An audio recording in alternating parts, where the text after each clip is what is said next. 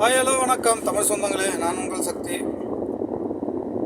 மதுரையில் கடவுள் முருகன் பெயரால் ஒரு மாநாடு நடக்க இருக்கிறது.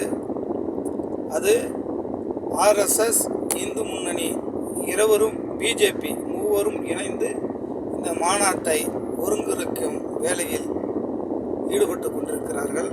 அந்த வகையில் திரைப்பட நடிகர், திரைப்பட ஒரு சங்கி, திரைப்பட ஒரு ஆர்எஸ்எஸ், திரைப்பட ஒரு பிஜேபி மூஞ்சி, இவர் ஒரு காமெடி நடிகர்.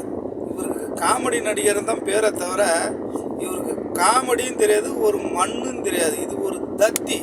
அதை பாருங்களேன், நீங்களே பார்த்துருப்பீங்கன்னு நினைக்கிறேன். இவர் பேர் வந்து எம்எஸ் பாஸ்கர். இவர் என்ன சொல்கிறாருன்னா, மதுரையில் முருகன் மாநாடு நடக்க இருக்கிறது. கிட்டத்தட்ட ஒரு 10 லட்சம் முருக பக்தர்கள் இந்த மாநாட்டில் பங்கேற்பார்கள் என நினைக்கிறேன். இந்த மாநாட்டிற்கு அனைவரும் வந்து கலந்து கொள்ளுங்கள் என்று இந்த சங்கி அறைகோவல் விட்டிருக்கிறது. இந்த சங்கிக்கு இதே வேலை தாங்க.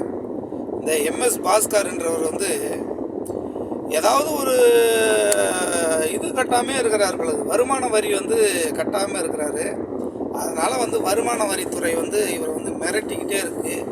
இந்த பிஜேபி வந்து இவரை வந்து மிரட்டிக்கிட்டே இருக்குது. அதனால் அடிக்கடி இதை போல் ஒரு பிதற்றல், இது பேர் உளறல், இதை போல் எதை பயந்துக்கிட்டு இது மட்டும் ஏதாவது ஒன்று உளறிக்கிட்டே இருக்கும். இது ஒரு சங்கி.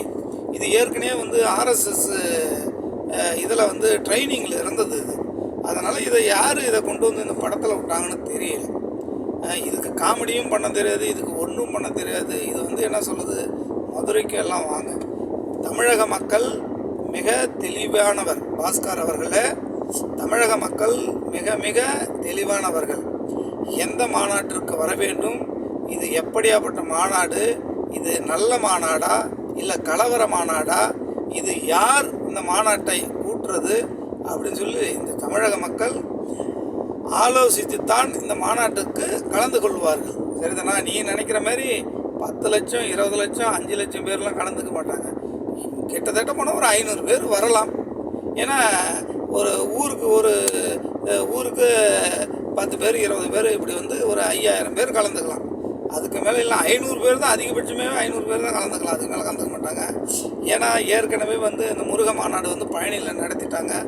7 நாள் நடத்தியிருக்காங்க. உலக நாட்டிலேருந்து, எல்லா நாட்டிலேருந்து வந்து கலந்துக்கிட்டாங்க. மிக சிறப்பாக நடத்துச்சு தமிழ்நாடு அரசு. சரியா? சங்கி பாஸ்கர் அவர்